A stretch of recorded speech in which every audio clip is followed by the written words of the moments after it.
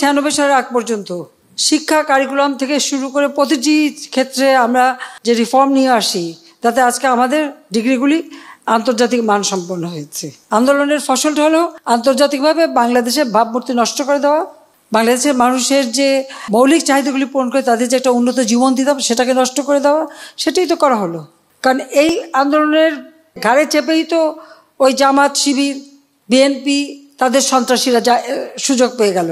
তাহলে আমার প্রশ্ন যে কি অপরাধটা কি করলাম? তাহলে মানুষের জীবনমান উন্নত করা, মানুষের খাদ্যের ব্যবস্থা করা, চিকিৎসার ব্যবস্থা করা, বিনা পয়সায় চিকিৎসা দিচ্ছি।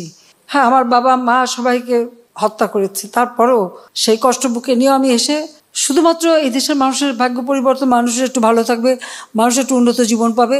আন্তর্জাতিকভাবে আমরা মুক্তিযুদ্ধে বিজয় অর্জন করেছি। বিজয়ী জাতি হিসেবে আমরা যেন একটু মাথা উঁচু করে দাঁড়াতে পারি, মাথা উঁচু করে সম্মানের সাথে চলতে পারি, সেই সম্মানটা তো আমি এনে দিয়েছি বাংলাদেশকে।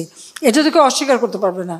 আজকে যেখানে যাবে বাংলাদেশ শুনলে একটা সমীকরণ এবং মর্যাদার সাথে থাকে, কিন্তু তাদের এই আন্দোলন করে আর আমাকে খাটো করতে যে বাংলাদেশটাকে কোথায় টেনে নামালো সেটা একবার বোধহয় তারা চিন্তা করে না। এদের মধ্যে যদি এতটুকু দেশপ্রেম থাকতো, এতটুকু দায়িত্ববোধ থাকতো, তাহলে এতটা করতো না যে বাংলাদেশটাকে আমি দিন রাত অক্লান্ত পরিশ্রম করে আজকে বিশ্বে একটা সম্মানের জায়গায় নিয়ে এসলাম, সেটাকে ধূলিসাৎ করে দিল।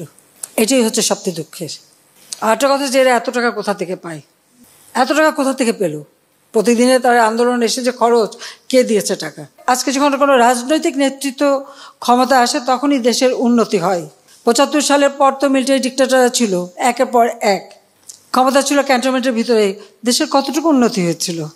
কতটুকু দেশ এগিয়েছিল? কিছুই না। আমাদের সাক্ষরতার হারই ছিল মাত্র 45 ভাগ, আজকে আমরা 78 ভাগে উন্নীত করেছি। আজকে ডিজিটাল বাংলাদেশ কে করেছে? হাতে মোবাইল ফোন, ল্যাপটপ, ইন্টারনেট। এই 96 সালের আগে একজনকেও দেখিনি ইন্টারনেট ব্যবহার করে।